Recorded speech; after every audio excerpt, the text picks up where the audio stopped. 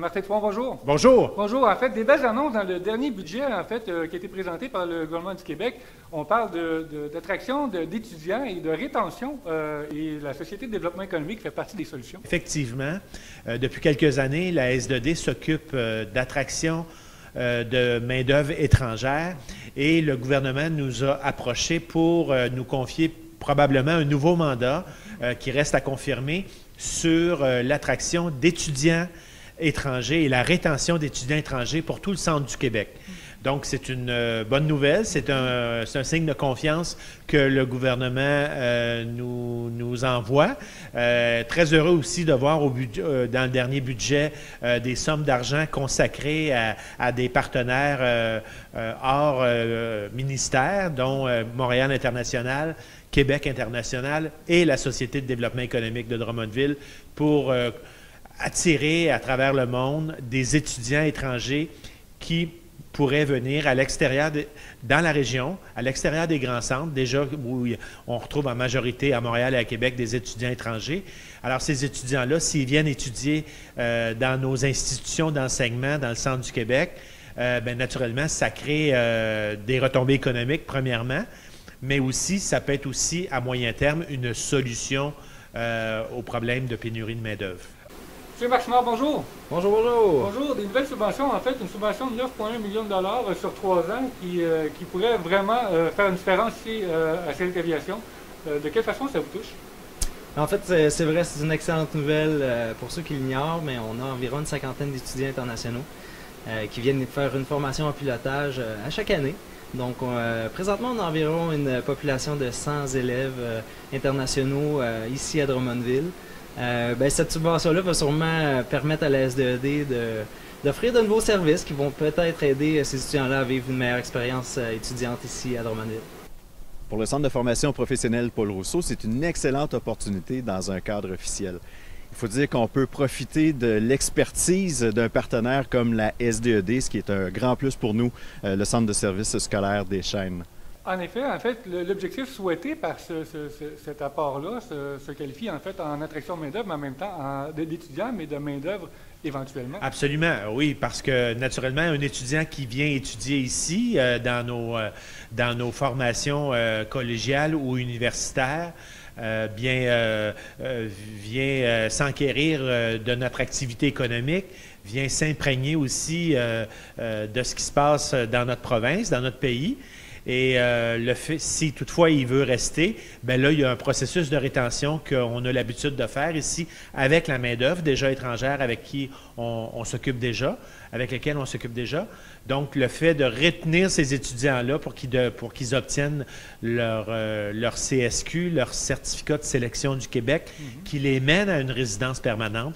Alors, naturellement, ça peut aider, ça va certainement aider pour combler des postes à pourvoir à Drummondville, mais aussi dans toute la région du centre du Québec.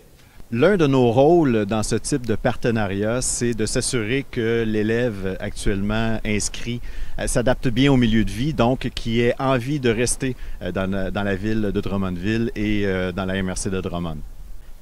La majorité des étudiants qui évoluent dans nos locaux proviennent principalement de l'Europe. L'an dernier, nous étions à 10 inscriptions et pour le mois d'août prochain, nous en sommes déjà à 17. Bien, comme tous les résidents, nos étudiants ont à se loger, à se nourrir et puis ils participent à l'économie de Drummondville en achetant dans plusieurs commerces. Et la majorité de nos étudiants profitent de leurs bénéfices de pouvoir travailler à temps partiel. Donc, la plupart de nos étudiants travaillent dans plusieurs commerces ou plusieurs industries de la région. Avant la pandémie, le 24 janvier 2020, nous avions partagé en fait un rapport sur les retombées économiques que le collège pouvait générer. C'était environ 5,25 millions de dollars par année. Et ça, c'était sans compter celles qui étaient produites par nos propres employés. Il faut savoir que pour ces élèves, il y a plusieurs opportunités parce que tous nos programmes de formation professionnelle, à quelques exceptions près, sont offerts pour ces futurs élèves.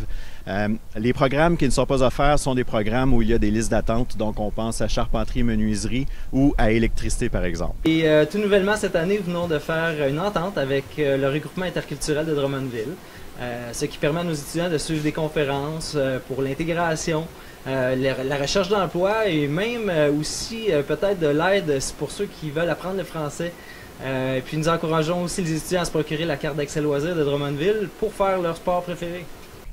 Au niveau du centre de service scolaire des Chênes, ce qui est intéressant, c'est qu'on offre un clé en main. Donc, ces futurs élèves qui arrivent ici et qui étudient dans nos locaux au CFP Paul Rousseau, on peut penser qu'ils vont arriver ici avec leur famille, donc avec leurs conjointes, leurs conjoints, qui vont étudier en francisation au centre de formation générale aux adultes Sainte-Thérèse et qui ont peut-être des enfants qui vont étudier dans l'une de nos écoles primaires ou secondaires.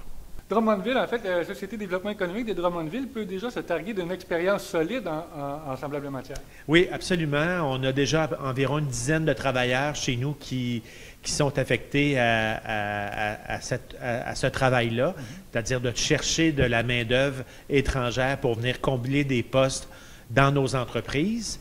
Alors, c'est un département qui va prendre de l'importance dans les prochaines années et on est très heureux que le gouvernement du Québec nous ait identifiés pour relever ce défi. Avec raison. Et ici, à Drummondville, est-ce qu'on peut nommer quelques secteurs ou quelques entreprises ou milieux d'apprentissage qui pourraient bénéficier de ces services? La première chose qu'on va faire, c'est faire un constat de l'état de la situation.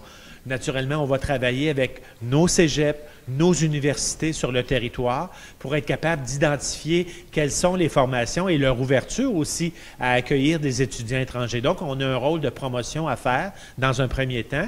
Et après ça, bien, avec nos collègues, que ce soit à Montréal ou à Québec, avec ces organismes de développement économique-là, on va travailler à faire certaines promotions dans certains salons spécialisés à travers le monde pour positionner la région de Drummondville et toute la région du centre du Québec. Justement, une fois que les étudiants ont terminé en fait, leur programme, quelle proportion des étudiants demeurent à Drummondville? En fait, c'est presque la majorité.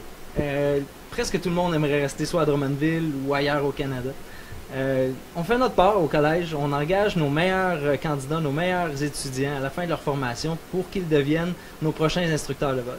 Et environ 10% de notre clientèle qui se trouve un emploi dans une autre entreprise ou une autre école d'aviation. L'industrie de l'aviation, je ne me cacherai pas, a pris un dur coup cette année dû à la pandémie de la COVID-19.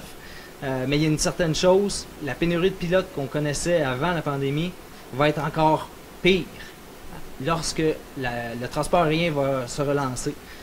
La majorité du monde veut voyager, ils veulent revoir leur famille, ils veulent soit développer des affaires, puis avec toutes les retraites anticipées, avec aussi tous les pilotes qui vont avoir à se requalifier, ça va coûter extrêmement cher aux compagnies aériennes. Ça va donner une extrême grande opportunité à nos étudiants qui ont suivi une formation de très haute qualité comme le programme ATPL intégré que nous offrons ici à Drummondville. Je suis certain que ces jeunes-là vont pouvoir se trouver un emploi dans les prochaines années. Que ce soit au niveau touristique, au niveau de l'éducation, au niveau de l'économie, la venue de ces étudiants-là ici dans notre ville permettra sans aucun doute de dynamiser une ville qui l'est déjà beaucoup. Monsieur Dupont, une excellente nouvelle. On va s'enquérir de suivre le dossier, évidemment, et on se redonne des nouvelles sous peu, en fait, et souhaitons, en fait, que le projet obtienne l'aval rapidement. Bien, je vous remercie. Merci.